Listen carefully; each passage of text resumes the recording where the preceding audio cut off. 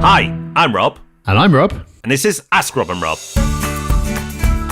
Welcome to Ask Rob and Rob. Thank you for joining us for 2 more listener questions and 2 more answers. Those questions coming up in just a sec, but it's so easy, Rob, to send your question our way. The easiest way to do it is go to propertyhub.net/ask, where you will find our telephone number that you can leave a message on, or you can leave a message directly on that page, and you can get a link to where you could submit your question for the Sunday Times, because Rob and I answer your questions each and every week in the home section of the Sunday Times. So make sure you check us out there. First up, we've got a question in from Stella. Hi, Rob and Rob. Stella here. Thank you so much for all these years of the podcast. I've been following you since 2016. Great content. Thank you. So you tend to put an emphasis on the North and investing in the North in your podcasts. So I was interested to see in one of your recent podcasts, Is Now the Time to Invest in London, that through the charts that you've shared, London actually performed far better over the last 10 years for capital growth compared to the rest of the UK.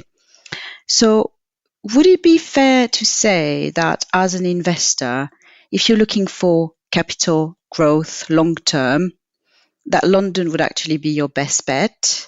So yes, it's less affordable. Yes, the yields are lower. So you can't generate a monthly income like you would somewhere else in the UK. But for long-term wealth, would I not have been better off investing in London 10 years ago compared to somewhere else in the UK? Thank you.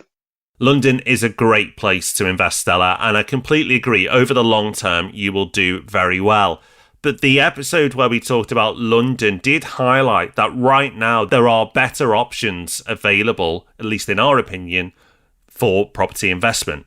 But this is why I love property investment. Over the long term, it doesn't really matter too much. And if you invest in London today, will other areas perform better over the next 5 years? Almost certainly. But over the long term, 10, 20, 25, 30 years, will you do very well from investing in London? Yes, you will. So over the long term, you'll be absolutely fine. Personally, if I'm making an investment and I don't care about where I invest as long as the fundamentals are there, I want it to be doing well now and over the long term. So that's why Rob and I are more focused in investing in the Midlands and the North at the moment. But it's not that we have anything against London. We both live in and around the area. So, we very much like London and everything that it brings. And we love the property market here as well. It's just not for us right now. But, of course, on the podcast, we will keep you updated of when that changes. And we will let you know when we start to look at London again. But if you listen to that episode, which I strongly recommend you all do, you'll hear that Rob and I aren't ready to invest just yet. But that could change in the future. Okay, our next question is from Alistair. Hi Rob and Rob, it's Alistair here, long-time listener. Thanks for all the great content you've been putting out over the years, it's much appreciated. My question is regarding capital gains tax. I've built up a mixed buy-to-let portfolio over the years, and I'm currently living in a friend's outbuilding. My plan is to move into one of my high-worth rentals once the buy-to-let mortgage ends next year, and then to make this my primary residence by putting a personal mortgage on this. After fully refurbishing the property and living there for a few years, I'm hoping to release approximately £200,000 of equity for my next house. So this was purchased as a buy-to-let and then would be my primary residence. I'm exempt from paying capital gains tax. Do you think this is an effective way of releasing money, or are there any more hidden costs I need to consider? Thanks a lot. Cheers. Alistair, thank you for the question. So in many ways, this plan sounds like it would work well. So if you move into the property, you will then need to change it to a residential rather than a buy-to-let mortgage.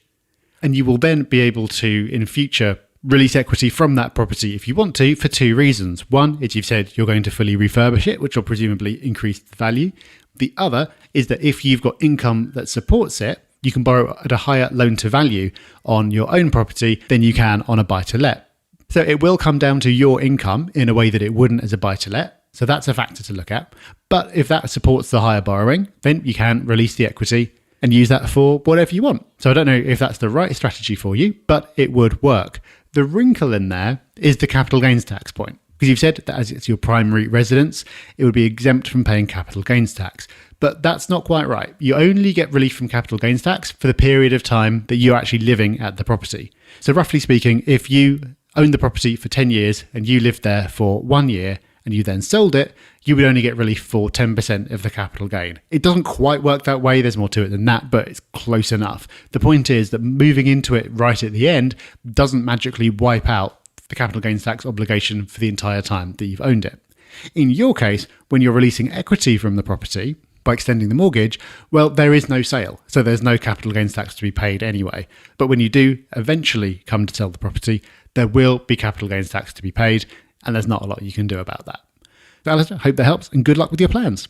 Thank you for those questions. We'll be back to answer more questions next week, and we'll be answering questions in the Sunday Times, of course, on Sunday.